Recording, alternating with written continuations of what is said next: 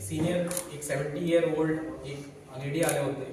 त्यांना स्पाईनमध्ये critical fracture झालं होतं. त्याच्यामुळे त्यांना सिव्हिअर पेनमध्ये होते आणि त्यांना मल्टिपल प्रॉब्लेम्स होते.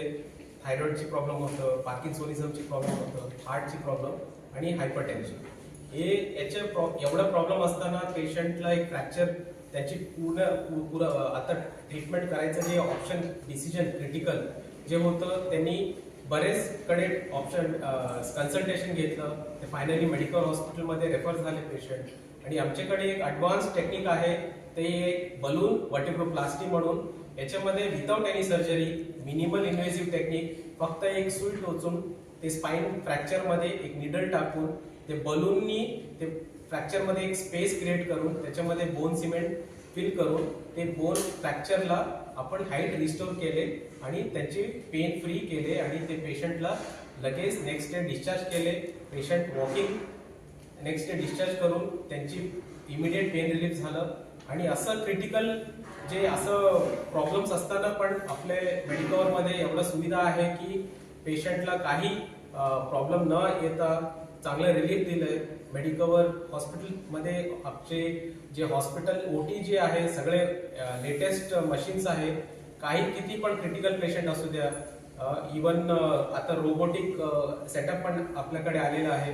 तर याच्यामध्ये ॲडव्हान्स्ड ब्रेन सर्जरीज पण आपण करतोय, ॲडव्हान्स स्पाईन सर्जरीज, बाकी जेवढं ऑर्थोपेडिक सर्जरीज आहे, स्पाईन सर्जरीज आहे, सगळे आमच्याकडे ॲडव्हान्स मशीन्समध्ये होतात.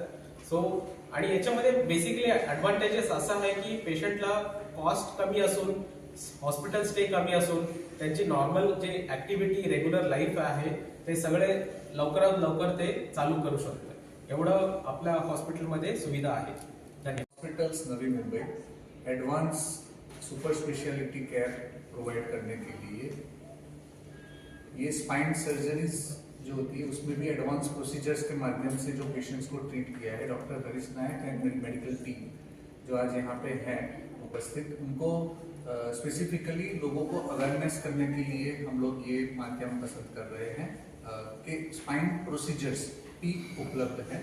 एंड स्पाइन सर्जरीज में न्यूरोसर्जन्स की क्या भूमिका रहती है, सर्जरी के अलावा प्रोसीजर्स कैसे की जाती हैं, एंड उसके लिए किस तरह से एडवांस फैसिलिटीज हॉस्पिटल में होती है, जिसके लिए हमने स्पाइन प्रोग्राम शुरू किया था. और आज हम ये केस आपको प्रेजेंट करके, जिसमें एक लेडी को पार्किंसन डिसीज है, काफी सारी कोमोर्बिड कंडीशन है, उसके बावजूद भी उसको हम लोग 1 डे में प्रोसीजर्स के माध्यम से ट्रीट कर पाए.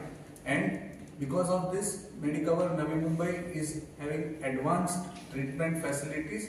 ओटी में, माइक्रोस्कोप में अलग जो हमने प्रोग्राम डेवलप किया है, रोबोटिक सर्जरीज है, वो माध्यम से हम लोग आज एक कर पाए हैं.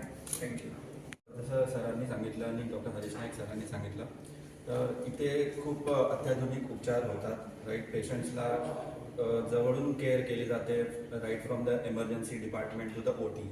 राईट, आणि त्याच्यानंतरची पण जी ICUची जी केअर असते ते आम्ही पर्सनली पेशंट्सला भेटून, कारण तुम्ही बघाल 1000 वयोवृद्ध लोकांना जास्त करून होतो.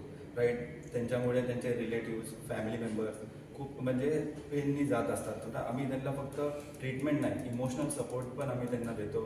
आफ्टर डिस्चार्ज पण त्यांची काय केअर असेल, काय असेल, तर आम्ही त्याच्यात पण त्यांना हेल्प करतो. म्हणजे घरी पण काही सेटअप लागत असेल त्यांना, तर आम्ही देतो. थँक्यू. डॉक्टर हरीश नाईक सरांनी सांगितलं की फायनान्शियल पण आम्ही त्यांना हेल्प करतो. म्हणजे जर त्यांची तेवढी म्हणजे बिल भरण्याची वगैरे तेवढी तयारी नसेल तर आम्ही त्यांच्यासाठी पण हेल्प करतो. त्यांच्यासाठी एक पॅकेज आम्ही बनवतो जेणेकरून ते त्यांना उपलब्ध होईल. आणि त्याच्याहून जर कमी फायनान्शियली पेशंट्स लो असतील तर त्यांच्यासाठी पण आमच्याकडे दुसरे प्लान्स आहेत, किंवा आम्ही त्यांना मग त्या सेंटरला, तशा सेंटरला आम्ही पाठवतो. म्हणजे आम्ही आमच्या पेशंट्सला आमचं म्हणून ट्रीट करतो, जरीही त्यांच्याकडे ते फायनान्शियली रेडी नसतील. सर, शेवट ऑपरेशन जे केले ते प्रोसिजरचे ड्युरेशन होतं लेस दॅन 30 मिनिट्स. तर 30 मिनिट्समध्ये पेशंटला ओटी मध्ये घेतलं आणि बाहेर आणून, नंतर ॲक्च्युली मी संध्याकाळीच डिस्चार्ज करणार होते, पण त्यांचे एक इन्शुरन्सचे एक रूल असतात की 24 तास ठेवावं लागतात म्हणून, त्याच्यासाठी त्यांना नेक्स्ट डे मॉर्निंग डिस्चार्ज केले.